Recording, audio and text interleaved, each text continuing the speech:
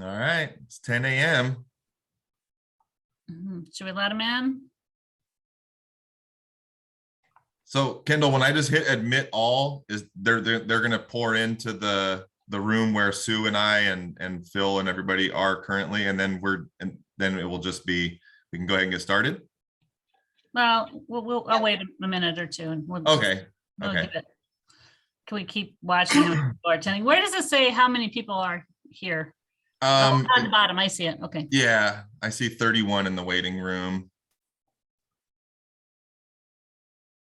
Okay. Just double checking for any of ours that may be hiding in there. I think we've got everybody that's popped in so far.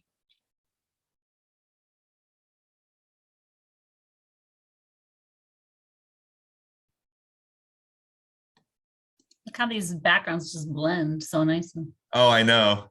Even Brian sort of got the whole purple going a little bit. Does mine show up correctly? Yes, it does. Okay. I don't have a cool one from Sandag, so I've just had to find something that was kind of a little simple. Anything purple will work. Well, I've just got the red and the black, I guess, you know? Well, it's a little purple in the sky. You're good. Okay, should we? Ready? Admit all? 10:01, yeah.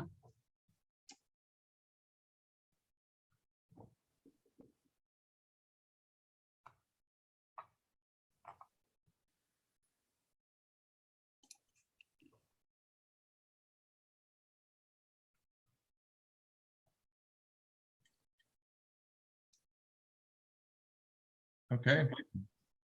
Everybody's in? Let's see. Good morning, everybody, and thank you for joining us today. We're going to give just maybe one more minute to let people join. Right now we have 48 people, so that's really a nice turnout. Just one more minute.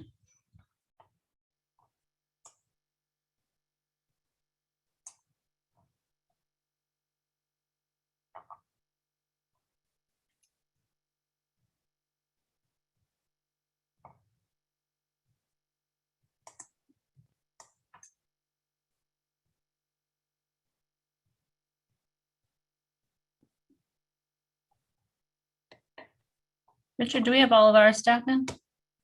Still waiting on any people. Still waiting on a couple. Okay. We we had a last minute all hands meeting scheduled just before this, and so some staff are still probably finishing up with the question answer on that. So.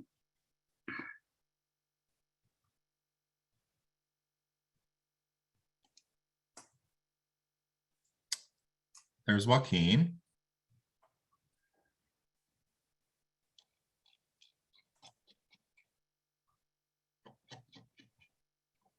All right, well, it's 10:03. I think I'll get started then.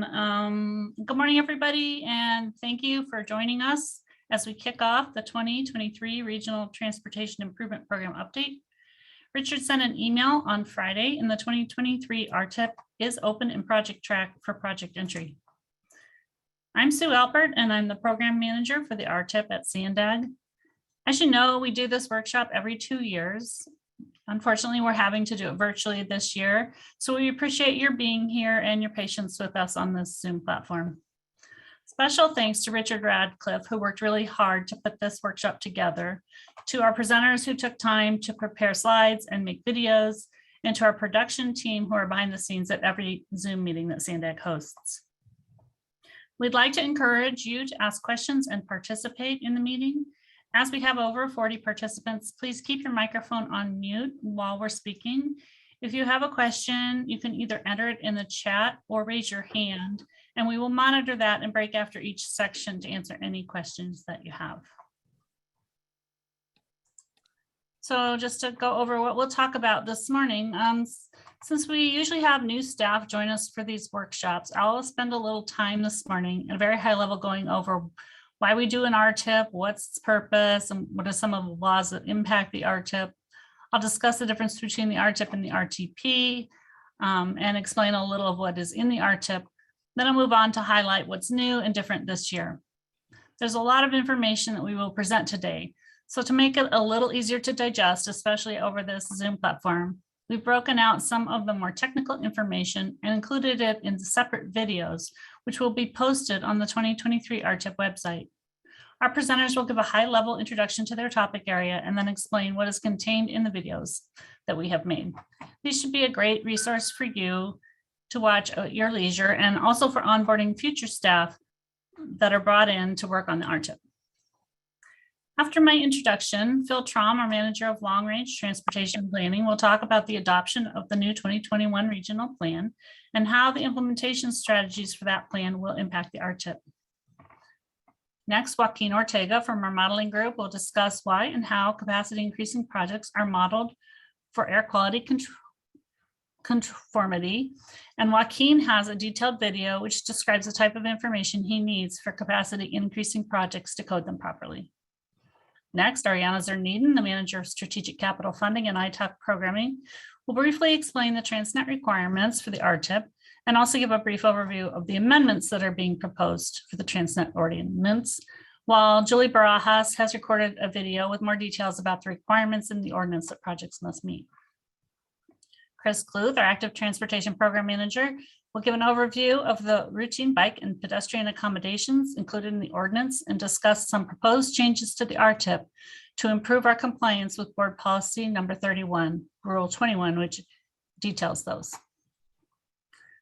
Special thanks to Brian Ott from Caltrans District 11 Local Assistance for being here to discuss the role local assistance plays in helping local agencies to navigate the world of CTC and federal highways. He has also recorded a video with detailed information on the different fund types and requirements for programming and accessing each type. Some of you may have run into a situation where your ATP project or your HSIP project is not programmed correctly and local assistance needs an amendment to move forward. We'd like to avoid those types of situations if possible as they delay projects. So it's important to pay attention to how your federal and state funded projects are programmed. Sam Sanford, a senior planner in the Long Range Transportation Planning Group, will provide a reminder on why and how the Rtip keeps track of federal performance measures and some new information that we were requesting since the last time we updated the Rtip. America Aceves, an intern in transportation planning, has also recorded a video that explains how to fill out the performance management information on the project info screen. Finally, Richard Radcliffe will take over for the meat and potatoes of the presentation, which is what we need you to do, how to do it, and when we need it done. Okay. So there are three main drivers which impact the content of the Rtip: 2 federal regulations and the Transnet Ordinance. As the Metropolitan Planning Organization, or MPO, SANDAG is federally required to develop an Rtip for the San Diego region.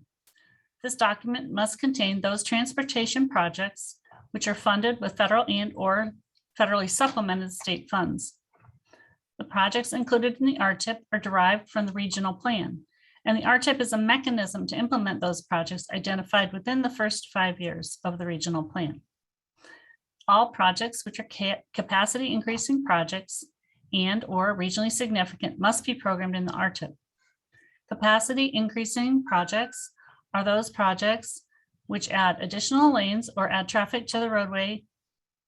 Regionally significant projects are those projects which serve regional transportation needs and would normally be included in modeling the region's transportation network. The Rtip must be financially constrained by fiscal year, which means that we must have the expected revenues to cover all expenditures identified in the document. This means that the funds that you program must be reasonably anticipated to be received in the year that you program them.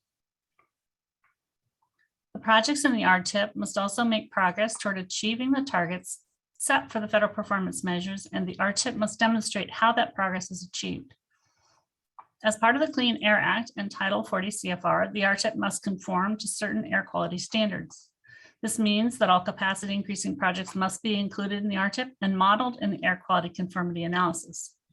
Projects such as bike pedestrian projects, safety and operational improvements can also be programmed in the Rtip, but are exempt from air quality analysis. The Transnet Ordinance also requires that all Transnet funded projects be programmed in the Rtip and has several requirements that places it on that it places on local street and road funding programs such as congestion relief versus maintenance and bike ped requirements. The resolution, which is required of local agencies, spells those requirements out.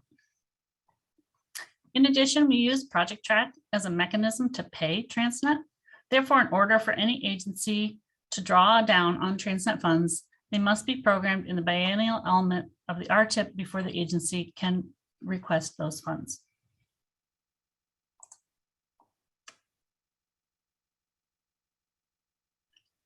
Next slide, Richard. To briefly illustrate the difference between the RTP, or the regional plan, and the Rtip. The Rtip is a 5-year funding program which implements the first 5 years of the regional plan, which is required to cover 20 or more years. The 2023 Regional Transportation Improvement Program, which will cover fiscal years 2023 through 2027. By law, we must update the Rtip every 4 years. However, the state of California updates it on a 2-year cycle to provide more flexibility in moving funding throughout the TIP period. The Rtip is required to implement the projects in the currently approved regional transportation plan, and those projects must be consistent in scope, schedule, and cost with the regional plan. Amendment number 6 to the 2021 Rtip was prepared to bring the Rtip in line with the new 2021 regional plan. Next slide. Regional Transportation Improvement Program is a regional document. It includes the projects in the SANDAG budget, but also includes projects from all member agencies, which is why you're invited to attend today. Local agencies program any capacity increasing projects and projects that are funded with Transnet, federal funds, or state funds with federal components such as active transportation program funds. As many state programs allocated by the CTC, including the SHOP, bridge, and safety programs, are supplemented with federal funds, these projects are programmed in the Regional Transportation Improvement Program by Caltrans.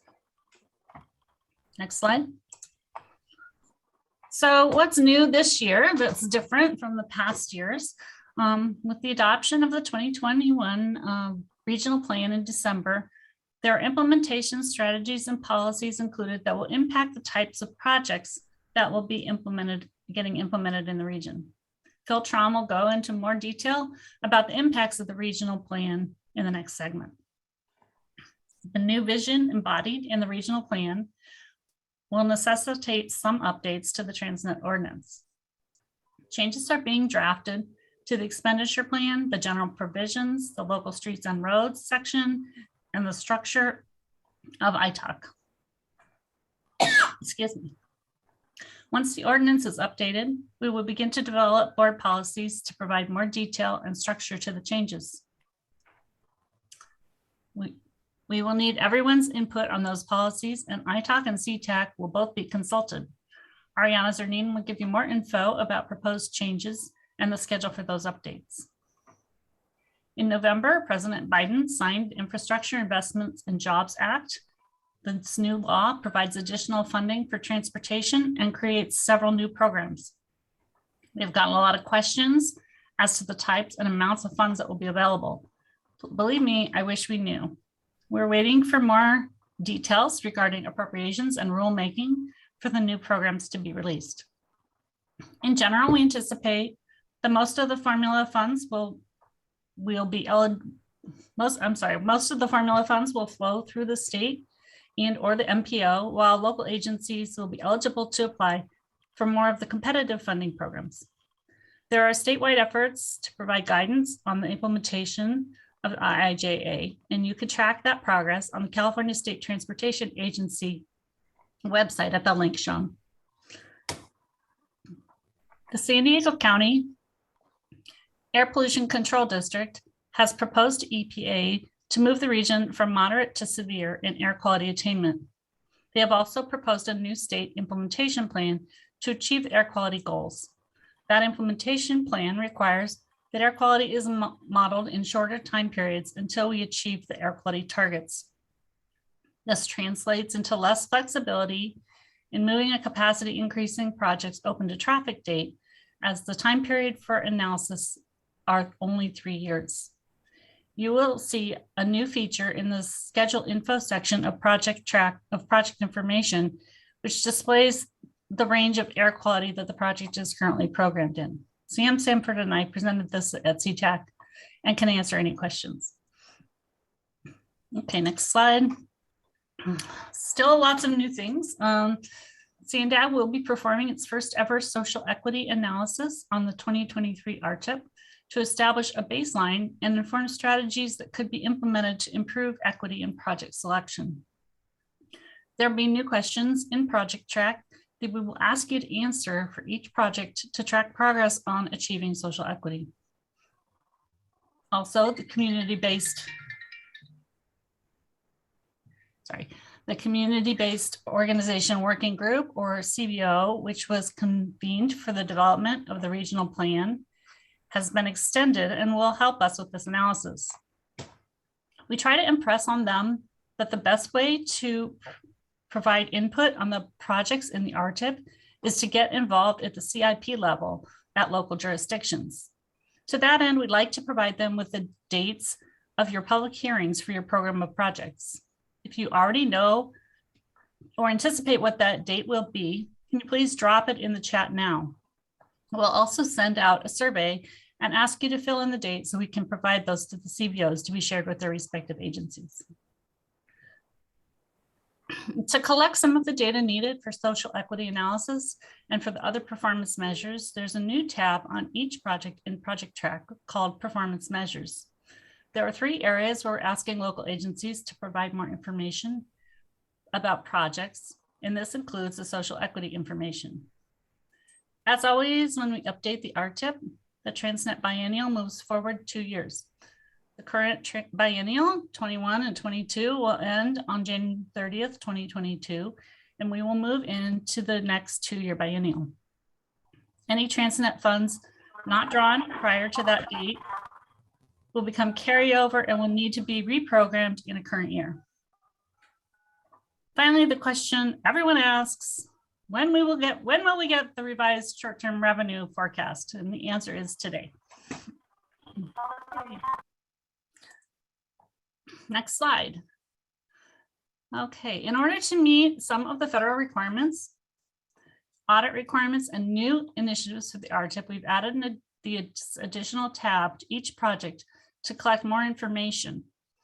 Please review this tab as you program your projects in the 23 Rtip and provide answers as best you can. There are questions we'd like you to answer under 3 subject areas: performance management, social equity, and bike ped accommodations. Each subject matter expert will go into a little more detail about what's requested in each section, but I want to address the questions asked for social equity. Next slide. There are 2 questions under social equity, and these are designed to develop a more thorough understanding of where agencies are in evaluating projects for social equity and how projects help historically underserved populations. The first question asks whether Title VI analysis has been performed for the project. The link will take you to the Department of Health and Human Services for more information on Title VI. The second question asks to indicate which groups would benefit from the project. And when we say benefit, we mean that this project enhances that population's access to transportation options, employment, school, or healthcare, or makes that population safer and or healthier. Please choose an option from the dropdown based on the best information that you have available. Next slide. Okay, here's what you really wanted to know. Draft revenues are available today and are scheduled for board approval on February 25th. Due to higher than projected actuals this year, we're increasing the estimate for FY22. This increase can be programmed in the 2021 Rtip in the next amendment and drawn by June, or it can be added to the carryover for fiscal year 23. This forecast also adds revenue for fiscal year 27, so you can program the full 5 years. On average, there's approximately a 14% increase over last year's estimate in overall fiscal year 22 to 26 revenue.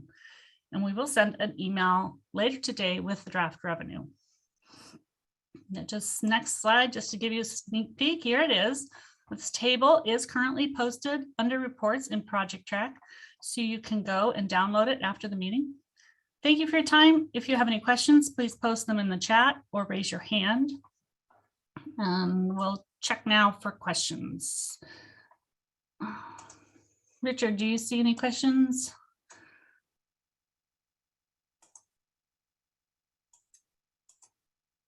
Sorry, I was muted, Sue. Just asking if we get this PowerPoint. And yes, everyone will get a copy of this after the workshop. Okay. So if there are no more questions, then Phil Trom, I lost my spot. Phil Trom from our regional planning, long range planning, will give you an overview of the 2021 regional plan implementation efforts. Thank you. Great, thanks a lot, Sue. And thanks everyone for spending some time with us this morning to talk about the Rtip. Obviously, very exciting, plan that we're implementing, and the way to do it right is this 5 years at a time. So just to piggyback off what Sue shared, what I'll be sharing is that the Rtip really is the way to address the first 5 years of any long range plan. So our plan goes out to 2050, and it was recently adopted on December 10th, 2021. So this Rtip will implement the first 5 years of that, right? So that's kind of the connection point just to reinforce that. So we had our air quality conformity just approved, real big milestone there, and kudos to that team. This basically the 2021 regional plan, after it is approved, and we expect the full approvals from state and other federal authorities to come through over the coming months, it will be the basis for the 2023 Rtip.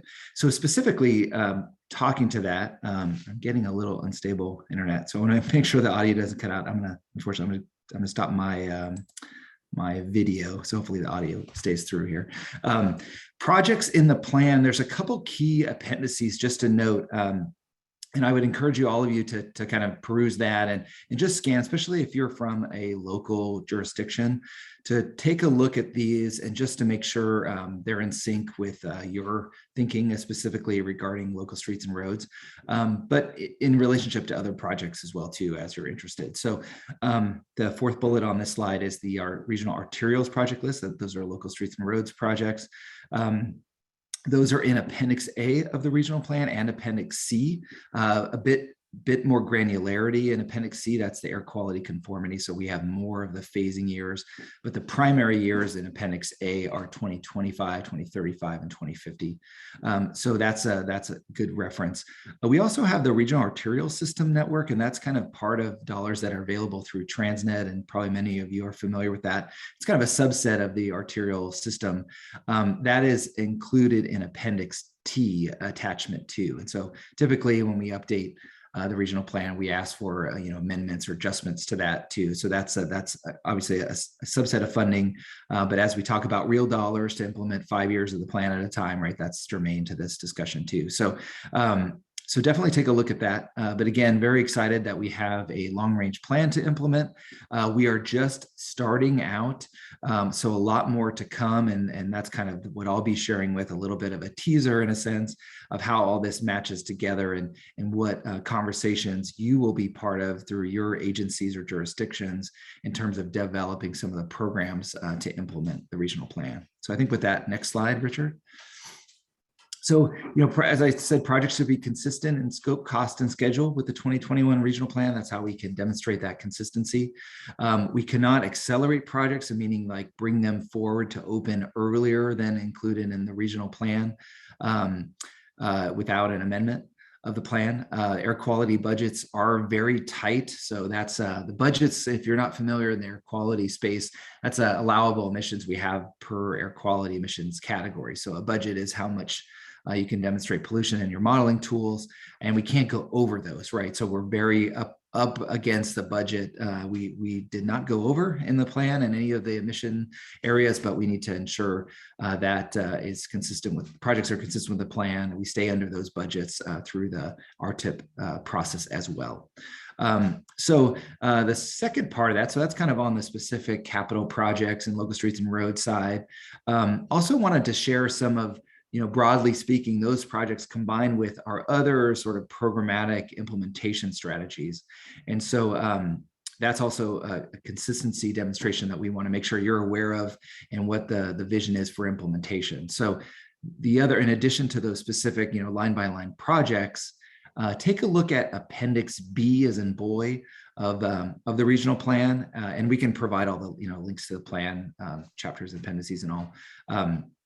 That includes a suite of implementation strategies. And maybe Richard, you can click to the next slide. Okay, I know there's quite a few here, but I'll kind of unpack these a little bit. So what we do in the implementation component of the plan, so this Appendix B, we break down all the different categories, and these are kind of the category, headers in a sense of those. And some have projects, program policies, et cetera. And so we want you to take a look at that in as much as, you're looking at consistency with your projects. A lot of these areas, we're just, like I said, just getting started with implementation, but there may be a connection to some of the projects that you're thinking about programming for your agency. So we want to be all on the same page. Obviously, social equity, there is that component now of the Rtip. There are several commitments we're making, both near term, so over the next 4 years. 4 years is important for us because that's the period we'll start developing the next plan. We have to do these every 4 years. You get kind of 2 shots at that in intervening, right, with the Rtip, obviously every 2 years. So pretty collaborative there. And they speak to each other. But the social equity, in addition to having the requirement of the Rtip, we have several implementation measures in the near term, 4 years and beyond, which is kind of what we call continuing actions. You'll see that referenced. To reference one is the digital equity strategy.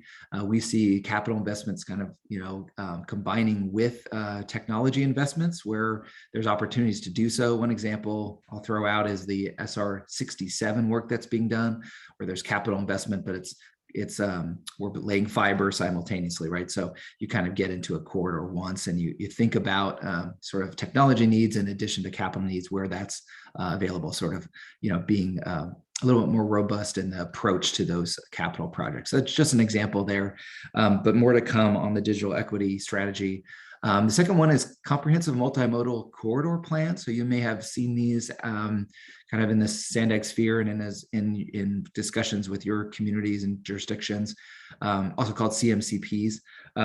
We have 5 of them today on some major corridors and a commitment to 6 more. And so this is an opportunity to drill down and look at, kind of a little bit more detail at the corridor level. So maybe important to some of the projects that you're considering in the Rtip or updating in the Rtip. The third bullet is our Transnet Ordinance update. And so this is another way to kind of make a connection and a consistency connection to the regional plan. So that is in the process of being updated in terms of the projects and the way that Transnet ordinance is implemented and how the funding streams go. Some of that is related to local streets and roads as well, as you're certainly aware, I'm sure. Another piece of that too is and I know Chris is on today on the active transportation side, but a commitment to updating the active transportation plan as part of that sort of suite of updates to Transnet ordinance. Or commitment, at least in the plan. The fourth bullet is value pricing and user fee implementation strategies, how some of the money, the local money, comes into the plan and helps afford the portfolio of projects. We also are looking at free transit as an option. So some of that may speak to how mobility hubs and land use, activation in the sense of transit corridors and connections are made, given, we projected greater interest in the transit system as it's more built out as the plan is implemented. And we'll be conducting those kind of strategies and assessments along the way. Definitely, and then over the next year, the pricing and user fee strategy. Next one, next operating system. This is kind of the technology side of things. We're working on various concepts of operations, but this may include, or I should say will include, the smart intersection system. So investment in making intersections more efficient in the near term. And that is something obviously the local cities would be interested in. The Rtip implementation and 2021 regional plan alignment. So this is all the new 5 big moves and the robust and bold strategy that we've delivered in this plan. So thinking about mobility hubs as greater connections of multimodal services. how complete corridors have a suite of options included in that sort of thing. Low carbon transportation options and roadway safety and maintenance habitat. So there's several other categories as well that are including commitments to some other strategies like resiliency framework, EV charging programs, EV charging maintenance strategy, and that sort of thing. And data science and travel demand modeling tools. We're always updating our tools. But this includes commitments to updating parking inventory, crash data, that's kind of part of the safety assessment, and then the overall performance management framework. Obviously, this has the performance management piece that Sam will be sharing later. So hopefully that wasn't too much of a deep dive, just wanted to give some highlights of these categories because again, these speak to some of the projects that cities would be looking after and delivering as part of the Rtip. And other agencies as well. So next slide. So this is just a quick visual on how this works. So all of those things as they are developed through the implementation strategies, the various implementation strategies, they'll go through CTAC and our new mobility working group. And so the conversation here is just that your input is, your agency is representative and your input matters. So the cake has not been baked for any of these areas yet. It's just ideas and best practices to make this regional plan a reality. And so these are some of these things that I talked about: flexible fleet implementation, performance management, equity strategy, Vision Zero, all those other things from the previous slide. They'll be part of the discussions with the working groups to make sure they consider all the feedback as they're developed and then implemented. So just want to show a quick visual of that. So with that, I think my portion is done. Wanted to open it up for questions before I hand it off to Joaquin Ortega, our associate transportation modeler, who will be next, but I'll pause there, Sue. Great, thank you, Phil. So just going to scan for hands raised. Please feel free to jump in. And I see no questions in the chat. Just give it a couple more minutes, a couple more seconds, maybe. Let's see. That was a lot, guys. I'm sure you didn't get all of it. Yeah, reach out to me too as you are kind of digging into these appendices. Would be happy to kind of slow it down and walk through whatever you need. So please reach out. Yeah, like Phil said, a lot of it's in development. It's not baked, and so we really appreciate your input and working together with you. So, question on the social equity: does that begin with the 2023? So a social equity analysis was done for the regional plan. It's quite comprehensive. That's in Appendix H, I believe, Phil. And so you could look at that, but we will be performing a social equity analysis on the Rtip for 2023. And there's a social equity strategy being developed for SANDAG. And I think that there's an increased emphasis statewide on social equity, as well as hopefully within your cities, and you'll be looking, overall, we'll be looking towards moving to a higher level social equity strategy for the entire region. Do you have any other comment, Phil, on that? No, you got it. Yeah, thanks, Sue.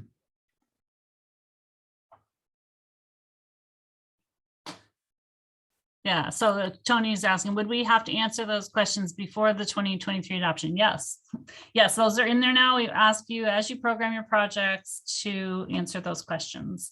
And I realize that some of these are new and you may not have a lot of information. So kind of ask you to answer them to the best of your ability. They can be changed with any amendment. And so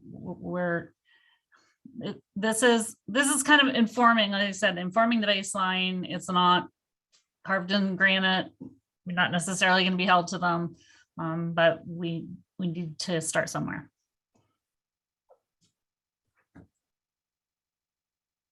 Okay, well, Sue, if you're okay with it, I'll pass it off to Joaquin Ortega. Again, our associate transportation modeler will be sharing the coding requirements.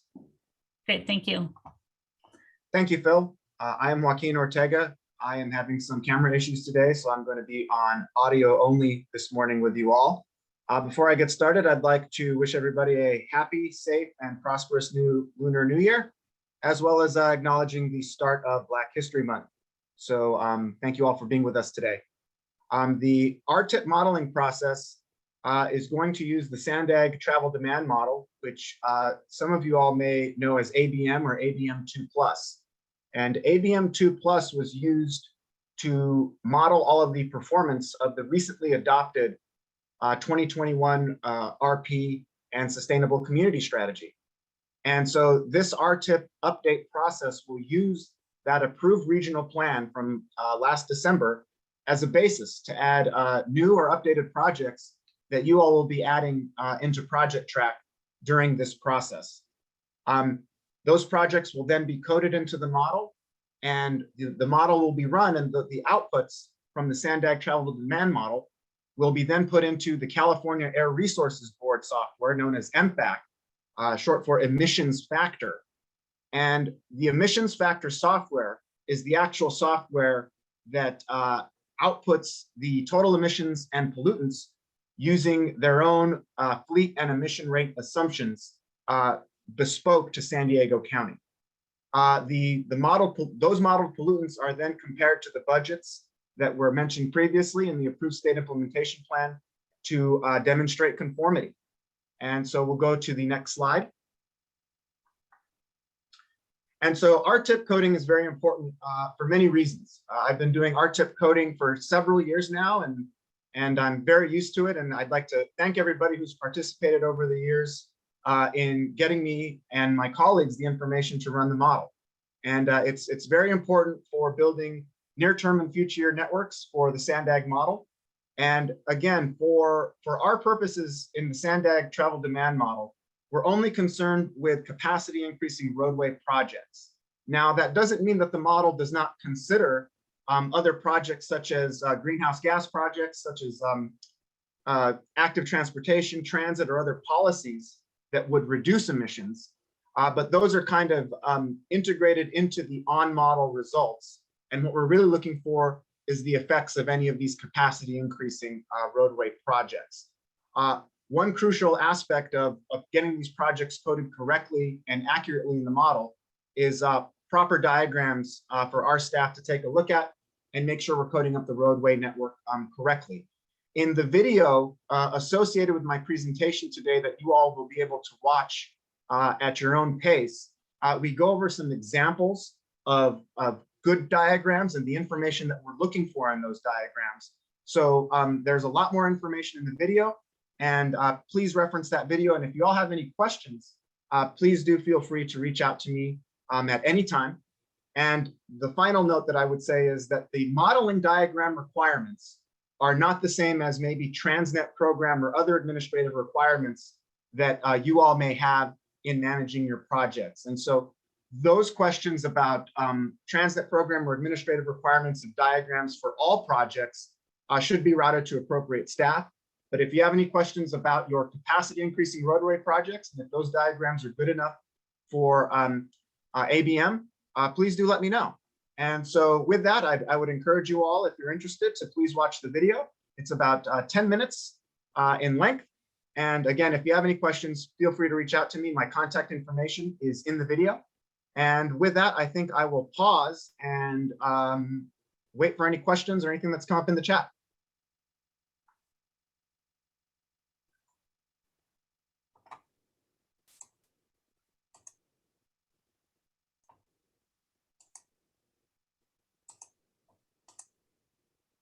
All right, well, if there's no questions in the chat or in the Zoom meeting, I'd like to hand it over to Ariana Zerneden for her portion of the presentation. Ariana? Thanks, Joaquin. Yeah, there are no questions. So. Thanks, Joaquin. So my name is Ariana Zerneden, and I work in our financial planning and budgeting department, and I'll be giving a short overview of the Transnet extension ordinance requirements, as well as an update on the ordinance amendments that the team is currently working on. And as Joaquin mentioned, the video portion of the presentation, which goes into more detail, is also available to you and will be provided after the meeting. So So as you know, the Transnet Extension Ordinance was passed in 2004 and that took effect in 2008.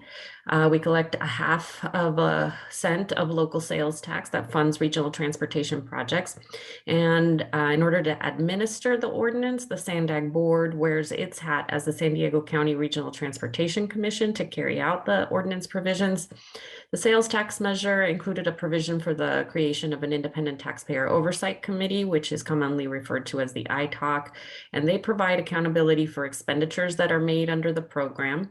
The ITOC also is responsible for developing the recommendations for improvements to the financial integrity and the performance of the program.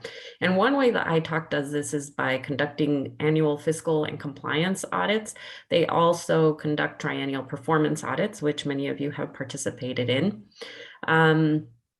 Another thing the ITOC does is develop annual reports to the SANDAG Board of Directors, which help present the results of both the annual fiscal audit as well as the triennial performance audits, and also convey the various activities that the ITOC works on consistent with their roles and responsibilities throughout the year. And the reason that this is important to you is that the ITOC reviews what you have programmed in the Rtip. That's one of their 10 responsibilities. And they look to see how much Transnet you are spending, and they make recommendations based off of that information. So let me go ahead to the next slide, please. So we can talk a little bit about the upcoming Transnet Extension Ordinance amendments.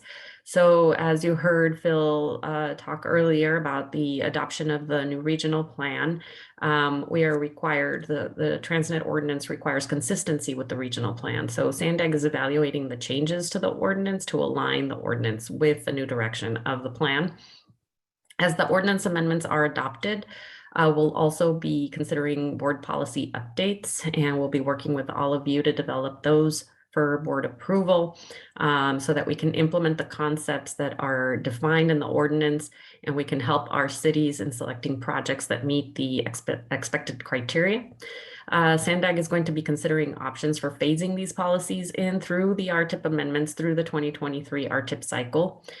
Agencies also should look at their selection of projects through a social equity lens, and that is to ensure that investments and the project benefits fall equitably to disadvantaged communities. And SANDAG is performing its first ever social equity analysis, as was mentioned earlier, on the Rtip for 2023 to establish a baseline and also to inform strategies that could be implemented to improve equity in project selection. The proposed ordinance amendment is, these are going to include a focus on including digital communications infrastructure, social equity, as was mentioned previously, as well as an emphasis on performance monitoring and reporting. So as local agencies begin to develop their program of projects for the 2023 Rtip, we are encouraging you to select projects that support the priorities that are set forth in the regional plan, including projects that relieve traffic congestion, projects that improve safety, and also projects that enhance multimodal mobility. And although we are going to be proposing the elimination of the 70-30 congestion relief and maintenance split, which you may have heard about, the current policy is still in place until the ordinance amendments are approved. So going forward, Transnet projects will be expected to have, or rather, however, going forward, Transnet projects will be expected to have a fix-it-first emphasis that prioritizes operational and safety improvements. And with that, I am happy to try to answer any questions that the audience may have, or pass it on to Chris Kluth if ready for that. Thanks, Ariana. Before we answer questions, Richard, can you go back one slide? I just want to kind of mention something. This is off topic, but you might have noticed that some of us have these fancy new purple SANDAG backgrounds because SANDAG has updated its brand strategy. And that also means that they are changing the sign layout for the Transnet, the signage that's required for Transnet projects. And so we'll be posting the new signage guidelines, but if you are looking to order any new signs, you want to check the website and make sure that you're ordering the latest branded signage so that we're consistent. And I think that that they'll probably be bringing this to CTAC to share that more widely. So Tony's asking when, yay for Tony, when would the 70-30 percentage for maintenance go away? Yeah, so not until the ordinance amendments are approved, right? And even then, it could be that it would take effect, at the start of a certain fiscal year, so that we can align that, with any requirements under the fiscal audits, the annual fiscal audits. But the way the schedule stands right now for overall ordinance amendments is that we are planning on bringing forward a series of presentations for, the board and the PACs, leading up to a presentation which would include a summary of all the proposed ordinance amendments in the April timeframe. And then in May is when we would ask for a recommendation to the board and the board's adoption of those ordinance amendments. Hopefully that answered your question. You're welcome. Okay, thanks. I'm not seeing any other questions or hands raised.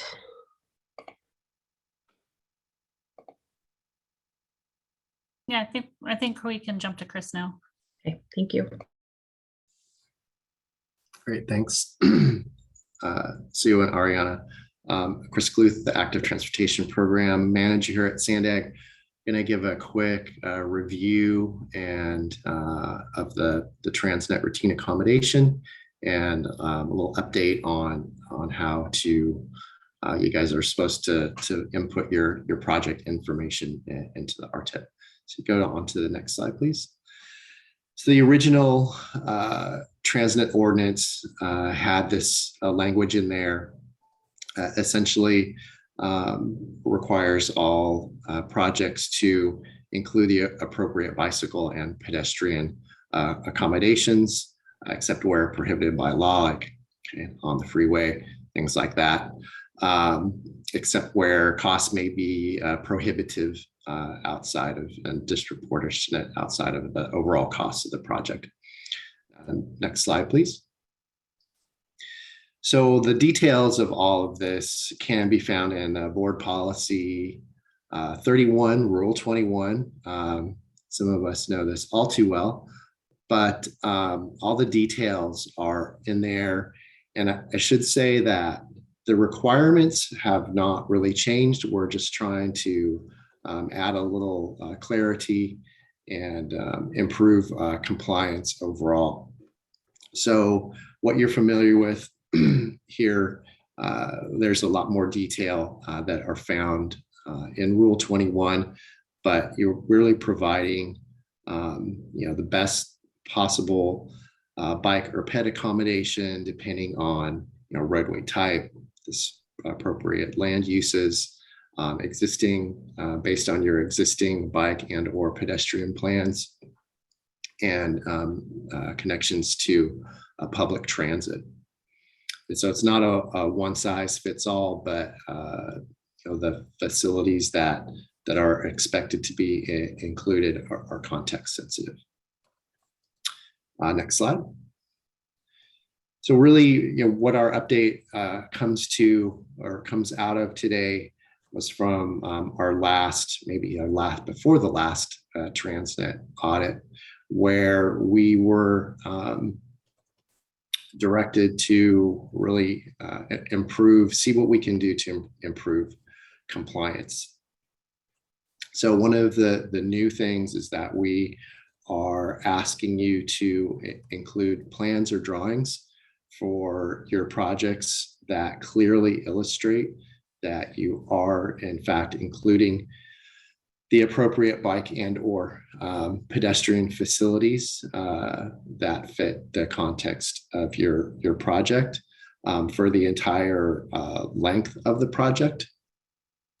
And those are so for bike ped, it includes pavement rehab projects where there's greater than a 1-inch overlay, median improvements and other intersection reconfigurations, or road widening, addition of turning lanes, and or traffic calming.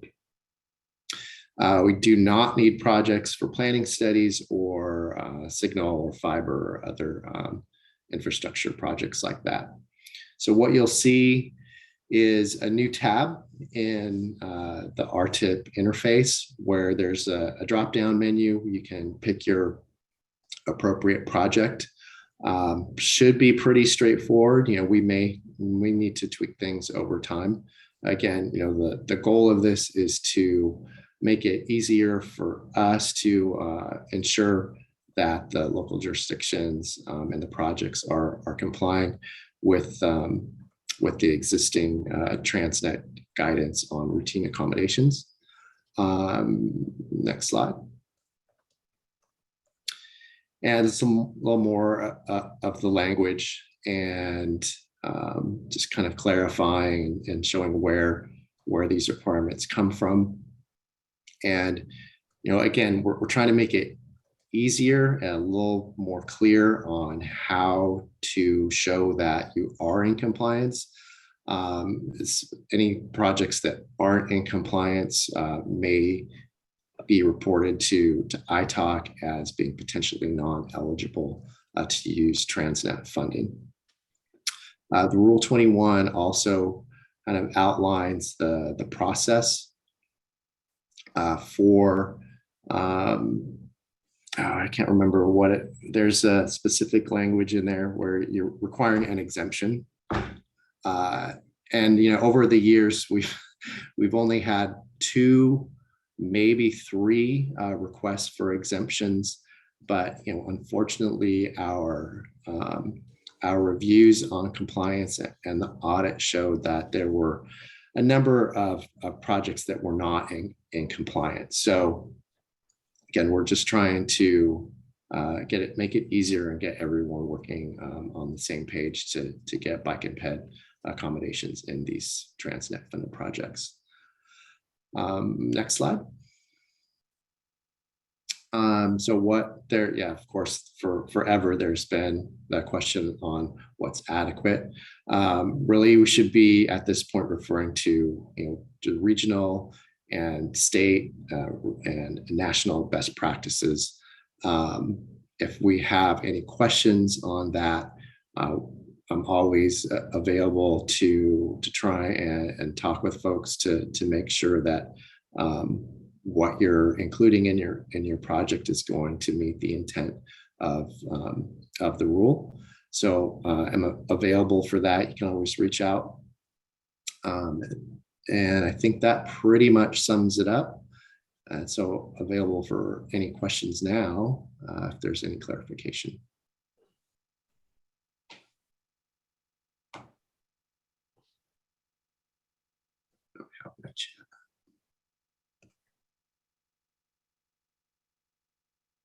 I'm not seeing any hands on my end. Sue? No, I don't see any either. No, nothing in the Okay. chat. So thank you, Chris. Great. And with that, I will hand it over to our colleague at Caltrans, Brian Ott, who, thank you, Brian, for all your assistance recently on our project. So I know any of you guys who work with him, Brian's a super resource. So over to you, Brian. Thank you. Thanks, Chris. As Chris said, my name is Brian Ott. I'm the local assistant engineer for Caltrans District 11. Next slide, please.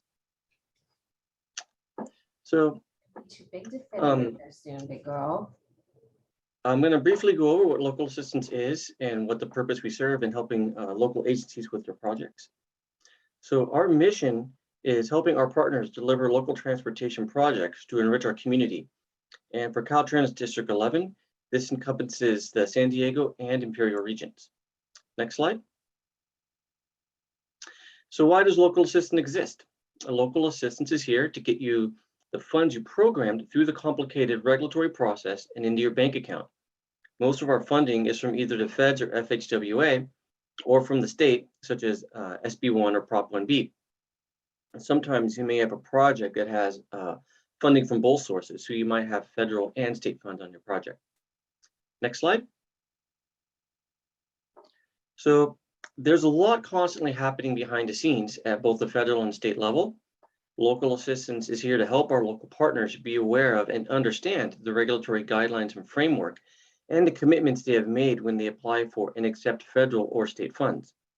We are also your advocate to the various government agencies, doing our best to champion you in your projects. Next slide. The local assistance has three primary areas of focus: project delivery, project oversight, and guidance. So we help the local agencies get their funding requests. We help the local agencies through the FHWA and the CTC maze. We provide guidance for funding. We provide timely announcements on existing programs and new programs. We provide training and inform the local agencies of training opportunities. We ensure compliance with FHWA and state requirements through oversight. So please take the time later to watch the short video presentation regarding local assistance, funding, project funding, selection, project programming, and programming best practices. If you have any questions, feel free to ask them now. Otherwise, please reach out to your respective area engineers and they will be able to help you.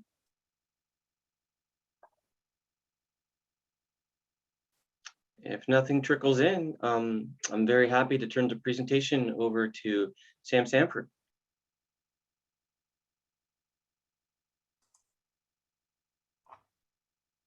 Yeah, I don't see any questions. Thank you, Brian. And thank you for making the video. We appreciate that. Oh, you're very welcome. Thank you, Brian. As he mentioned, my name is Sam Sanford. I'm with the Long Range Transportation Planning Division. So this section focuses on the performance management components of planning and programming, really the links between the projects that local jurisdictions, member agencies program, performance measures, the monitoring of existing conditions, and performance target support. Next slide, please. So by way of background first, and to give you a little sense of why we even have these required performance management sections within Project Track. Since MAP 21, which was moving ahead for progress in the 21st century, surface transportation bill back from 2012, there's been growing focus on performance management. And that is carried forward in the subsequent legislation, FAST Act, and now the current one that was passed late in 2021, continues to keep a focus on performance management. With MAP 21, it required the US Department of Transportation to develop a performance management framework, and it was covering certain areas, principally looking at the national goal areas, which are now covered in these rules I'll talk about in a moment. And the Federal Highway Administration and Federal Transit Administration are two main federal funders for transportation projects. They were actually tasked with coming up with rules to implement this overall approach. So they came up with 6 rules. 3 came from Federal Highway Administration, 2 came from Federal Transit Administration, and then there was a joint rule set by both administrations that looked over the planning and programming coordination and how this was going to all work together. So looking at this bottom section on final rules, PM1 covers safety, and that's looking at on-road safety, any road that's accessible to the public. PM2 looks at infrastructure condition, which is roads and bridges. PM3 looks at reliability, delay, freight, and then congestion mitigation and air quality measures. From Federal Transit Administration, there's a rule with performance measures and targets associated with the transit asset management, so rolling stock in addition to other assets, and then also a public transportation safety rule. All told, there are over 24 performance measures that we now track and have targets for our region.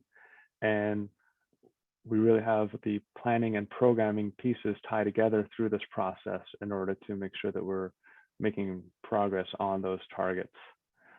So as I mentioned, these rules really integrate performance management into plans and programs.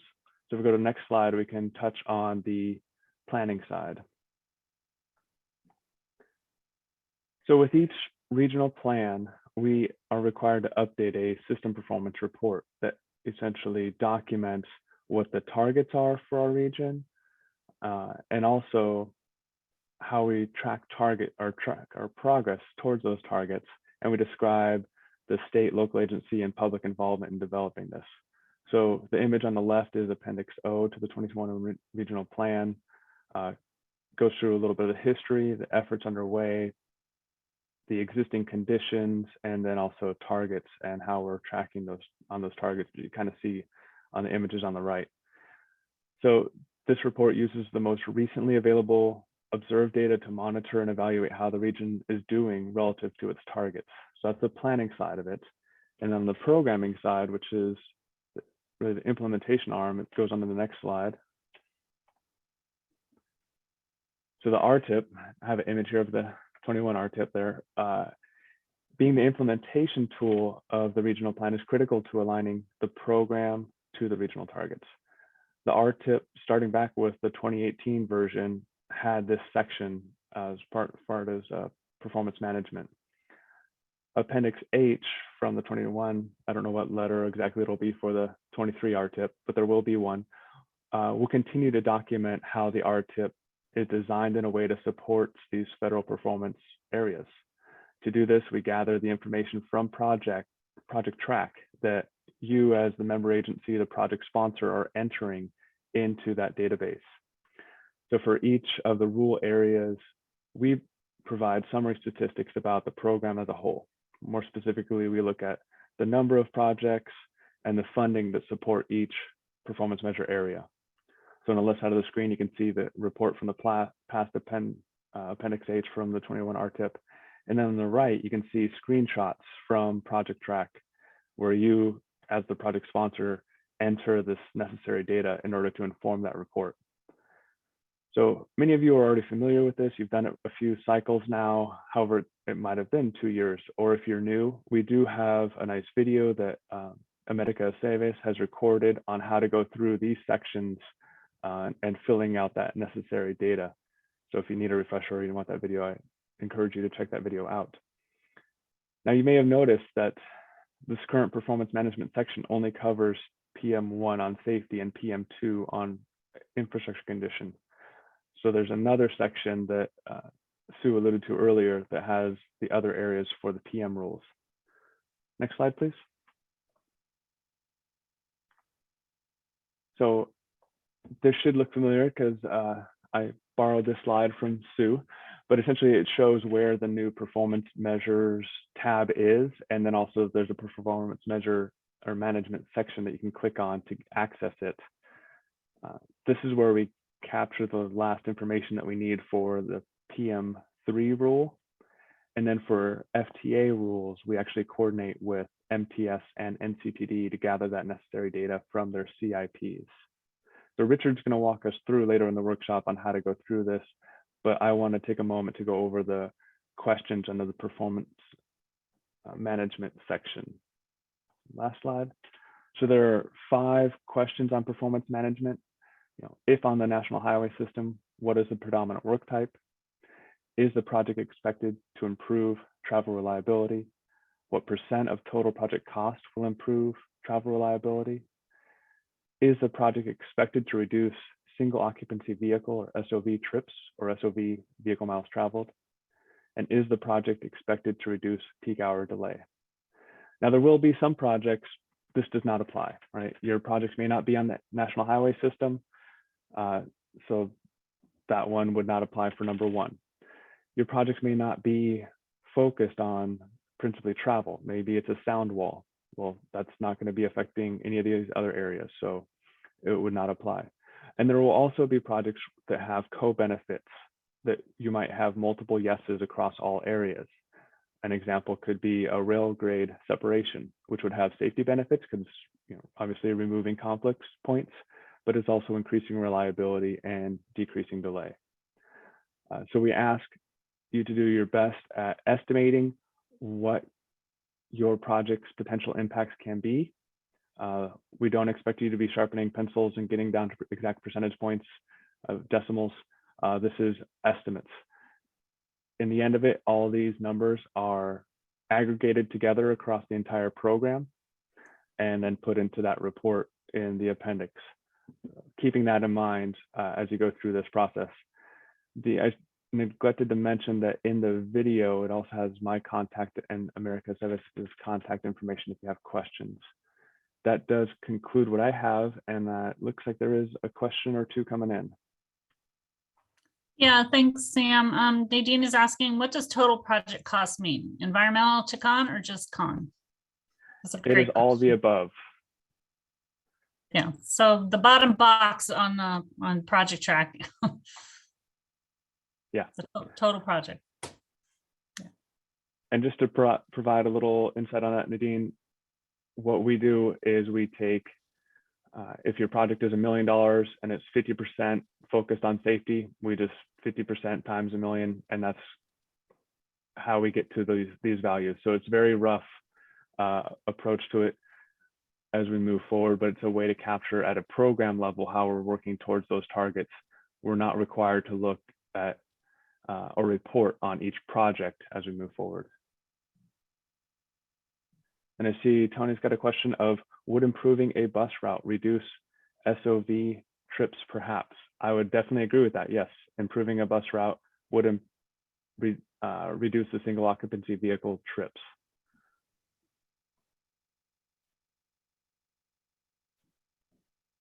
Great questions. Thanks, guys. All right, and with that, I'm happy to turn it over to our financial analyst, Richard Radcliffe. Thanks, Sam. All right, now let's get into the fun stuff, the 2023 Rtip update. Any projects which receive federal or state funding are required to be programmed in the 2023 Rtip. This includes all projects funded with federal grants and any state program that is supplemented with federal funds. Remember that all federal funds must be programmed in the year and phase you plan to obligate, accompanied with their local matching funds. If they are not programmed in the year of obligation, then you will not be able to access these funds. Local assistance covers this in more detail in their video. Any project which is defined as a regionally significant project must be included in the Rtip, and all capacity increasing projects must be included regardless of fund source. All Transnet funded projects must be included in the Rtip. And please remember that all Transnet funded projects must be accompanied by a council resolution, the template for which can be found on the 2023 Rtip webpage.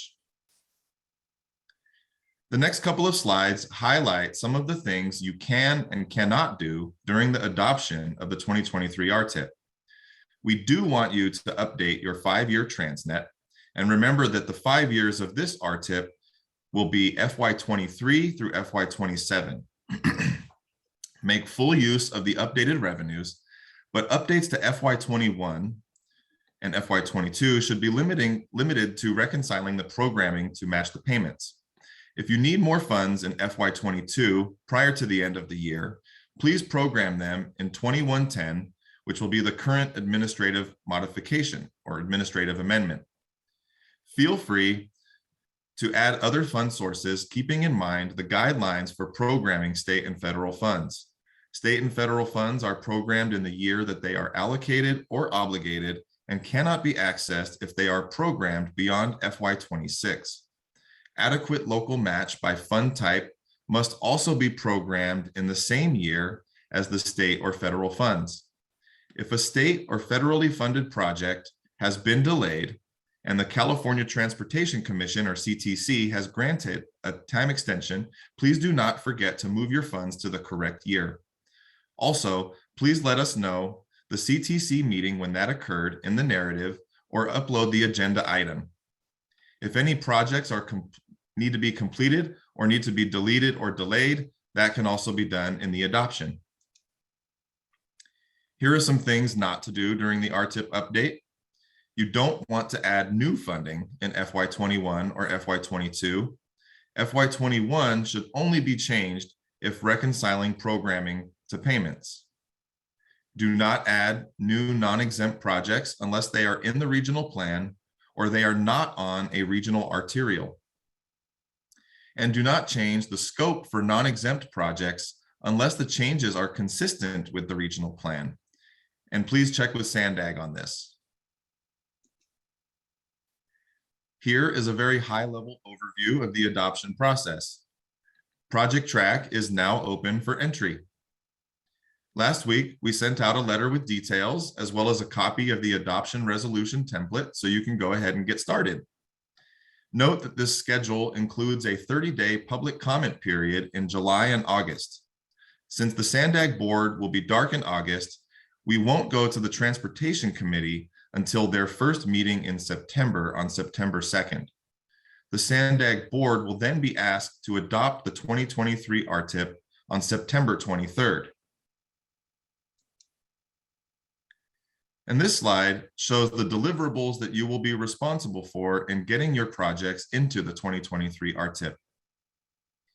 We'll need projects to be submitted in Project Track, and please keep in mind that all projects in the 21 Rtip must be touched during the 2023 Rtip adoption. All projects in the 2021 Rtip will need to either be completed, deleted, or delayed. We will also need a signed council resolution, any backup listings for group projects, project plans for bike ped accommodation, and for the questions contained within the new performance measures tab to be completed. I will talk about the new PM tab in a minute. Now, I would like to spend a little time on the Transnet biennial element. As most of you know, every 2 years, we move the Transnet biennial element and it's updated with every Rtip. The biennial is a 2-year window, which allows you to draw down or request your Transnet dollars. The biennial always ends in an even year, so we will be ending our current cycle on June 30th, 2022, and starting the new cycle on July 1st. This next cycle begins with the new Rtip and covers FY 2023 to FY 2024. Beginning July 1st, you will only be able to draw funds from these 2 fiscal years. If you have funds programmed prior to FY 23 and have not drawn or requested them yet, then you will need to reprogram these funds as carryover. You do not need to reprogram funds between the biennial if you want to draw them down during those 2 years. For example, you can draw FY 23 funds in FY 24 and vice versa. Please keep in mind that when you program carryover funds, they will not count against the estimated Transnet revenue for that given year. This slide shows an example of a current 2021 Rtip project. And we are currently in the biennial 2021 through 21-22, and this agency can draw from the $1 million of LSI or the $500,000 in carryover during either year. Once we hit July 1st, 2022, then these 2 years are closed off and the agency can then start to draw from the 22-23 and 23-24 biennial. Carryover programmed in the 2023 Rtip must be estimated. Actual carryover will be available from finance after the end of the fiscal year. We strongly encourage all agencies to program all carryover and draw carryover first before using any current LSI. FY22 beginning balances at SANDAG can be programmed as carryover. And revised FY22 revenue not programmed and drawn will be classified as carryover. Step 1 in calculating carryover is to take the total net available estimated balance at SANDAG from the FY22 estimated cash flow LSI report available in the reports area of Project Track. And as you can see in the example, you can find it in the Transnet monthly estimates section. Step 2 is to estimate how much of the revised FY22 revenue will be drawn. The remainder will be carryover. Step 3 is to add FY22's beginning balance to FY22 to the FY22 undrawn revenue to arrive at the estimated carryover for programming in the 23 Rtip. Using the city of Carlsbad as an example, their FY21 balance of 19.96 million plus their FY22 balance of 2.3 million equals a total of $22.26 million of carryover. This slide covers the brief overlap of the 2021 Rtip and the 2023 Rtip.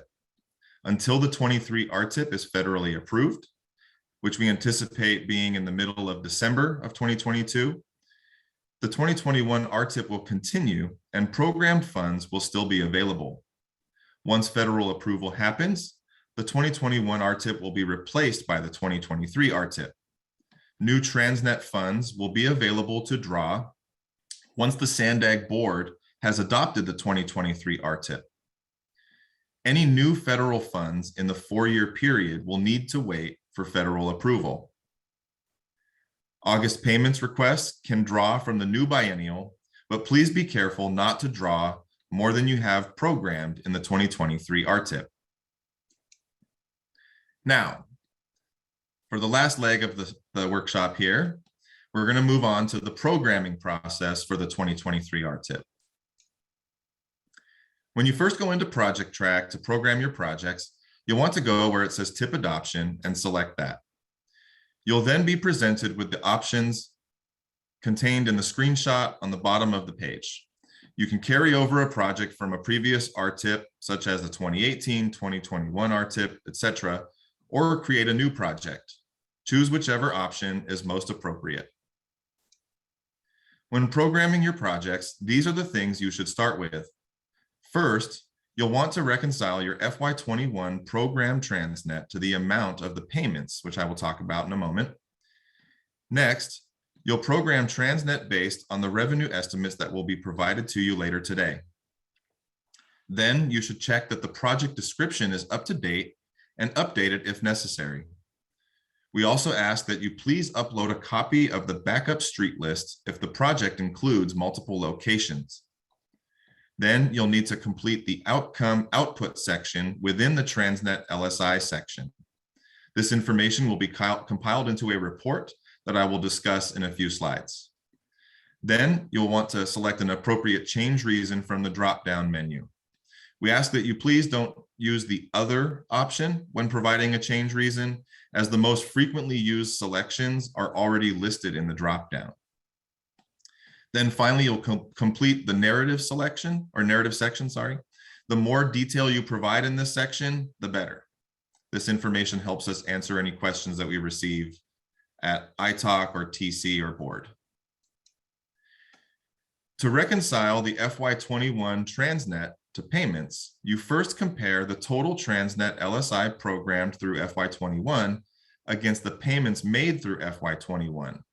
And this can be found in the payment tab coming up on the next slide. If needed, then you'll update the FY21 Transnet programming to match the total amount paid in FY21. And here is what it looks like within the payment tab. And as you can see, the payment amount for FY21 matches the amount programmed, so the result is a $0 in the difference column. FY22 programming requires that you estimate the total LSI that you'll plan to draw this year. The outcome output report is a result of the iTalk Triennial Performance Audit, and it is used as a tracking mechanism for Transnet funded projects. It was first implemented in the 2016 Rtip and is updated every 2 years with each biennial. Data is collected with every biennial Rtip update and is consolidated into a report summarizing the planned investments for the region. This plan for improvement, combined with the annual local street and road program report, provide greater insight for the iTalk and the public as to what the Transnet sales tax is accomplishing for the region. This data will be reviewed as part of the project acceptance process, so we are asking you to update the outcome output section, which is part of the Transnet LSI information section on the project information screen. Please note that this is only for Transnet LSI funded projects. And here is an example of what you will see on the project information screen. These categories are taken from attachment 2 to board policy number 31, which is the attachment that discusses which projects are congestion relief or maintenance. We ask that you choose the best category for your project. There are many options to choose from. If you absolutely cannot choose a category, please click on Other and explain in the narrative section. For the output data, include what you plan to accomplish in the next 2 years. If the output won't happen until after FY24, place what you propose to accomplish in the number proposed output box. This report shows the difference between the total output versus the proposed output. We will be providing a report for the ITOC with this data, so please be as accurate as possible. And this is what the report looks like once the information from the Transnet LSI section has been fed into it. Again, this report will be presented along with the draft 2023 Rtip to the ITOC, so please be as accurate as possible. From this example of the report, you can see that during the 2021 Rtip update, we plan to lay or widen a little over 28,000 feet of new sidewalks and overlay pavement on 387 miles of roadway in the region. The first thing we'll do when reviewing your projects is run the Transnet revenue versus program report. This will help us determine whether the submitted projects are fiscally constrained. Please note that there can be no negatives in the biennial, and the total for the 5 years cannot be negative. Next, we will check the project information to see that there is enough information, such as a title consistent with the project description and/or type, and that the project limits are specified. We will check to see whether the appropriate capacity increasing or exempt category has been selected, and whether the Transnet bike ped section is complete. This is to ensure compliance with rule number 21 in board policy number 31 in the Transnet Ordinance. Rule number 21, board policy 31, outlines the appropriate bike ped accommodation measures. If the selected answer to this question is no, then please provide an explanation. If the answer is yes, then please answer the bike ped question in the Performance Measures tab and upload drawings that illustrate the accommodations. Please note that this will only be for Transnet projects. For capacity increasing projects, we will review the diagrams for air quality conformity, verify the open to traffic date with conformity dates, and confirm the project with the regional plan. Finally, we will check that the regional arterial information has been indicated in the project IDs tab, if applicable. We will also verify that the safety and project on NHS fields in the performance management section have been completed correctly. We also check in the Transnet LSI section that the correct category has been selected, either congestion relief or maintenance, and that the output section is complete. When we review the funding, we will make sure that federal and/or state funds are programmed in the year and phase of the approved listing or CTC authorization. We will also make sure that the match is programmed correctly by year and phase. We will also make sure that toll credits are programmed if authorized. And please note that toll credits are not the same as toll funds. Toll credits can be programmed in place of the local match for federal funds. We'll also make sure that Transnet programmed in FY21 has been reconciled to payments and that the anticipated FY22 draw is programmed. And also, if programming RTCIP funds, the project must be an RAS project. We will also look at the change reason to make sure that it reflects the changes that were made, and check the narrative to make sure that it is descriptive. And then we'll check the programming to see that it makes sense for projects that are being completed, deleted, or delayed. And as Sue as Sam mentioned previously, there is a new tab in Project Track that will need your attention before submitting your projects. The Performance Measures tab contains 3 sections, each with their own respective questions. The three sections cover performance management, social equity, and bike ped routine accommodation. The first two sections must be addressed for all submitted projects, while the bike ped routine accommodation section is only for local agency bike ped projects. When you click into the Performance Measures tab, you will be presented with a list of the three available sections. In this example, I have checked the box to select the Performance Management section. And you'll notice that once you've selected a section, the area below the selection field populates with the appropriate section heading and then the prompts for the questions. And in this example, I've switched my selection to the social equity section, and you can see that the area below the selection field is now populated with the fields related to social equity.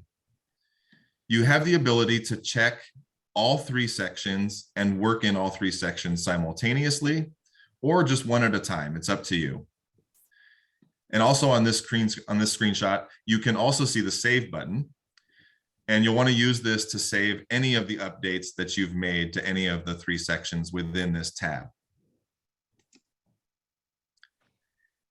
This slide just shows some things that you guys can do to get some SANDAG bonus points. You can submit your projects early, since we'll have over 300 plus projects, including the ones we program for ourselves, and a limited time to do that. You can provide complete and accurate data. Any informative change reasons or having programming balance to revenue will go a long way. Uploading documents is a great way to provide backup and supplemental information for your projects. Examples of documents would be street lists, diagrams, bike ped drawings, etc. Not resolutions though, as resolutions are uploaded to the agency documents section within Project Track. You can also earn SANDAG bonus points that can buy you a grace period for turning in your signed resolutions. And here are the existing group project listings. These are where local projects are currently grouped. SANDAG assigns the groups based on the categories shown to the right of the group listing project number. Please note that you will not find an individual project in the Rtip if it is part of a group project listing, but it will be in Project Track. And here is the tentative schedule for the upcoming 2023 Rtip amendments and admin mods. The schedule will be posted to the Rtip webpage. We plan to open the first amendment of the 2023 Rtip in October, with an admin mod coming after that, followed by the Transit CIP amendment and another formal amendment.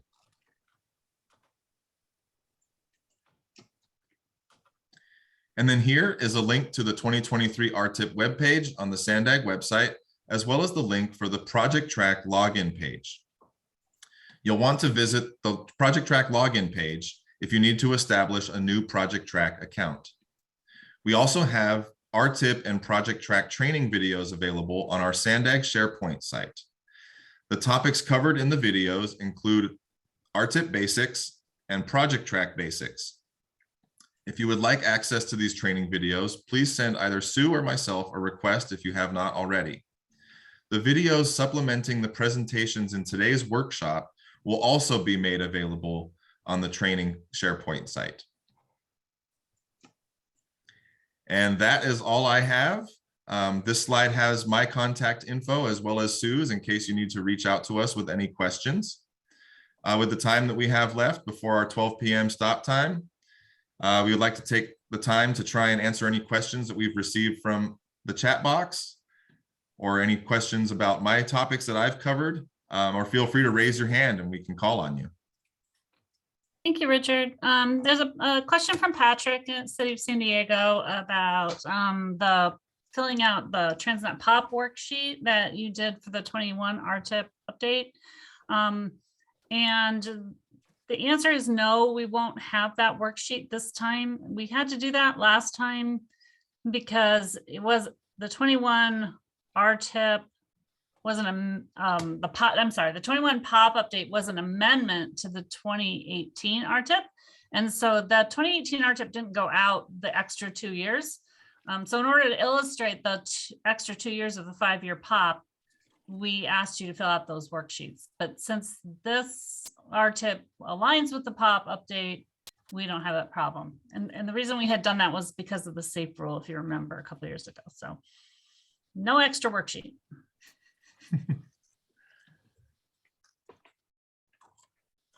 Any other questions?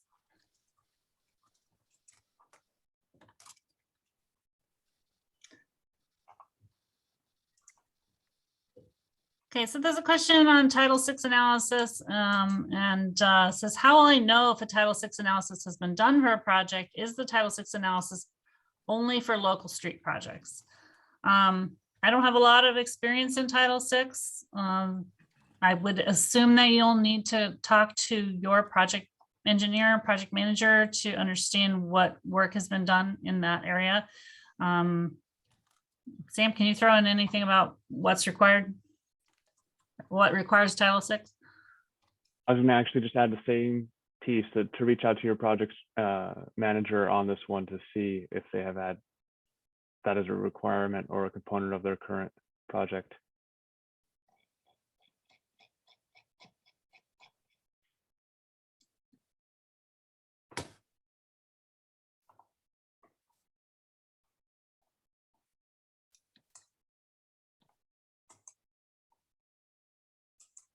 Okay, well, I don't see any more hands raised. If there's no more questions, I just want to really thank all of our presenters today for taking the time and sharing all this information with you. We know it's a lot of detail and a lot of context, and we understand that's why we would encourage you to start sooner rather than later on programming your projects. So as questions come up, you have time to ask them. As Richard mentioned, when we get all the projects in the last week, it gets to be a lot and it will be harder for us to follow up thoroughly with you. But thank you so much for your time and attention this morning and for your thoughtful questions. And we will hang around for a little bit if anybody else has some questions. Otherwise, thank you for joining us and happy programming.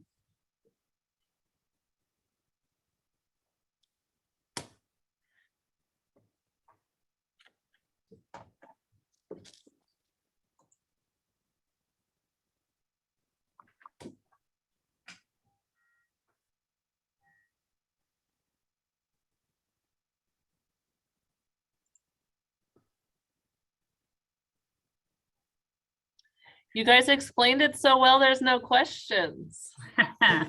Sure. Nice job, nice job. Not yet, not any questions yet. We'll be getting questions, yeah.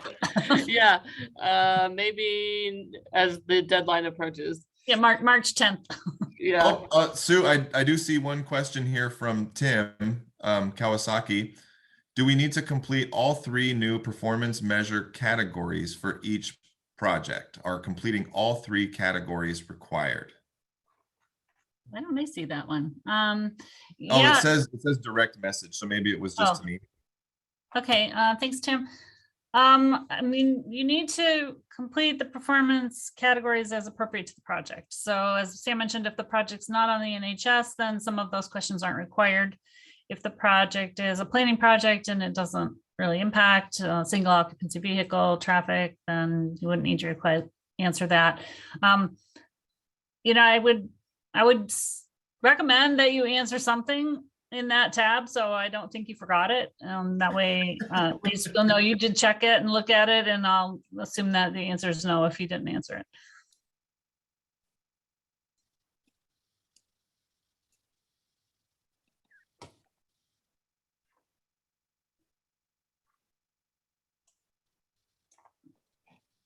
Okay.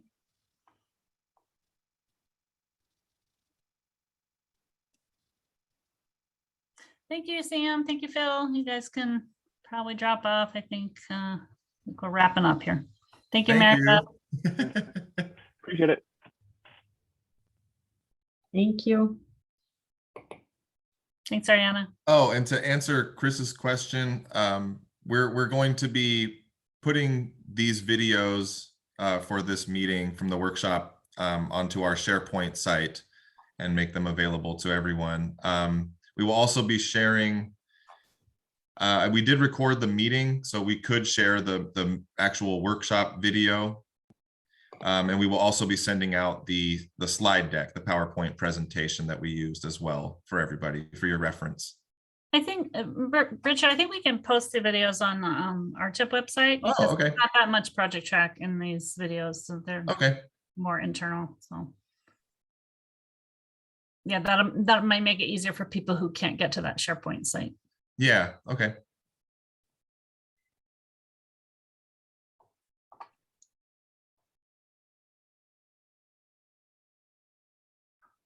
Yeah.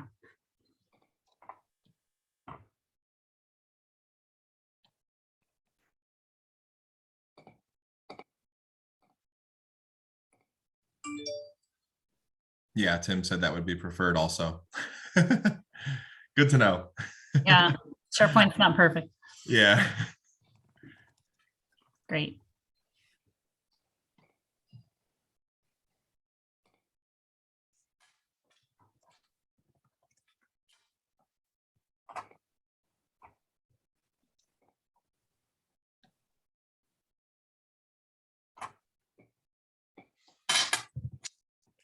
Well, I guess if there's no other questions, we'll just let everybody go a little bit early. Yeah.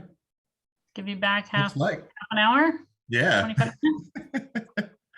Go to an early lunch. Yeah. Okay, and if you're still on this meeting, it means you're not actually listening. We know that, Clint. You know you tuned out. All